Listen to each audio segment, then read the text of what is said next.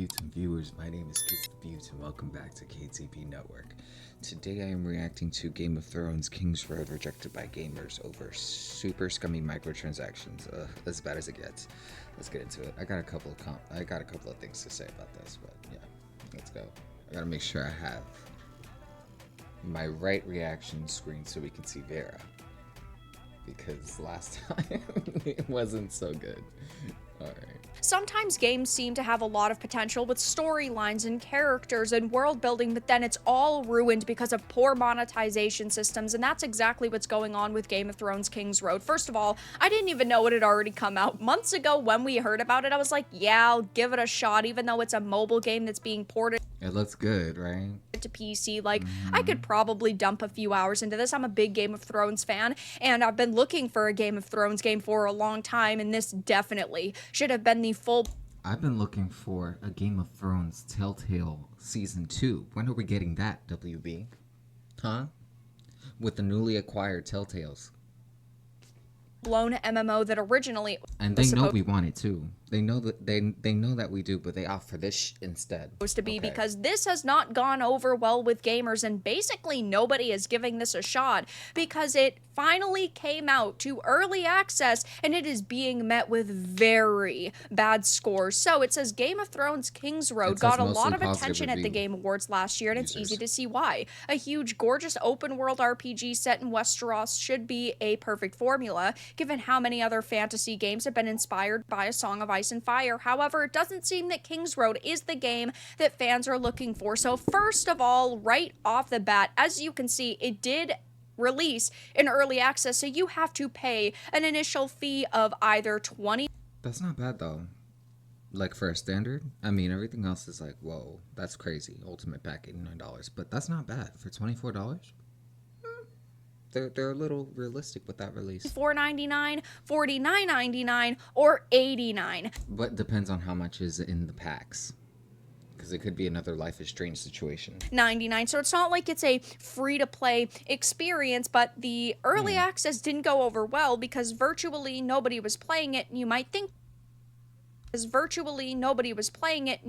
to yourself, okay, you know, maybe as time goes Sorry, I had to do something, and then I rewind it. Goes on, it will go over better. The first couple of days for some experiences are kind of rough, especially if they don't have a lot of marketing, but this game actually did have quite a bit of marketing, though maybe it's the $25 initial entry fee, unless you want to go all the way up to an ultimate pack, which is $90. But this game also has pay-to-win mechanics. It is very poorly monetized, so while you're initially investing, it's not like you're getting the full experience. As you can... We're playing choices. Great. Just pay to win.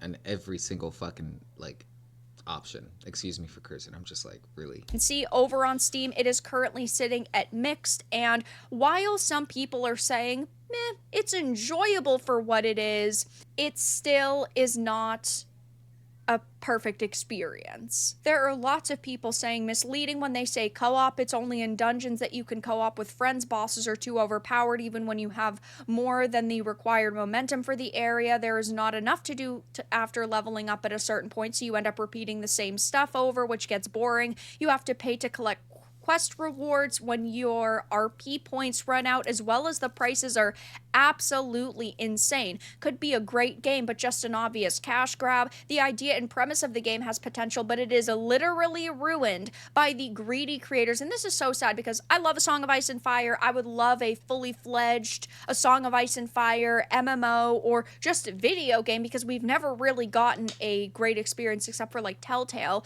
And yeah, I still want to know what happened to Asher. Because every single that game pissed you off, but it was so good. Every just single decision had you on edge.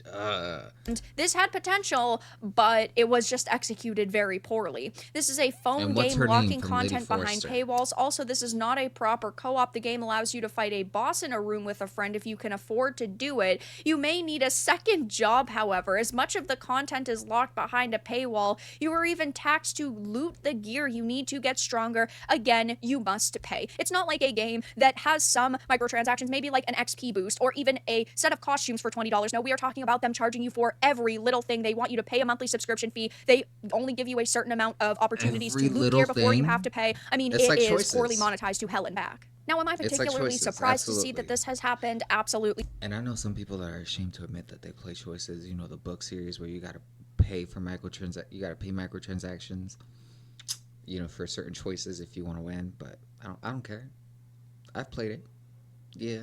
Not. We all knew that it was I going to still be a do. very risky game to get excited for because it is Netmarble. They do poorly monetize a lot of their games. And while these initial teasers and trailers did look really cool, it seems that a lot of the experience is just ruined by pay for chances at more boss fights or pay for chances at better loot. And you have battle passes and like these monthly subscription fees. And it's just an overall decent experience that is brought down to It's a a shame 'cause it negative looks good level too. because they just are treating their customers as walking wallets. So I don't think that this is going to be the smashing success No. they probably expected it to be, which is disappointing because we have asked for a game like this for so many years. But ultimately, when you create a mediocre experience, you're not going to get the support maybe you could have if you just put a little bit more time and effort into it. I mean, clearly the numbers speak for themselves. 1,310 players in game right now, and the all-time peak 5 days ago was 2,061. So maybe people will give this more of a chance when it comes out of early access, if it even will, because I just don't think that this is going to make the money that they need to keep the servers alive. So I'll be keeping my eye on this game over the next couple of weeks and months until full launch, but it seems that this game is not being received very positively because the microtransactions are just really scummy and they did not end up making the Game of Thrones experience everybody's been asking for. But that's all that I really had to discuss. It is what it is. Well, hang on. It is what it is. You get what you get, and that's what happens when you don't cater to your audience. You fail. That's it. Let me know what y'all think about this video. Comment down below. Like and subscribe if you vibe. Become a beaut today, and check me out in the live streams. I'll be there tonight playing a couple of games. All right, guys. See you. Take care. Bye.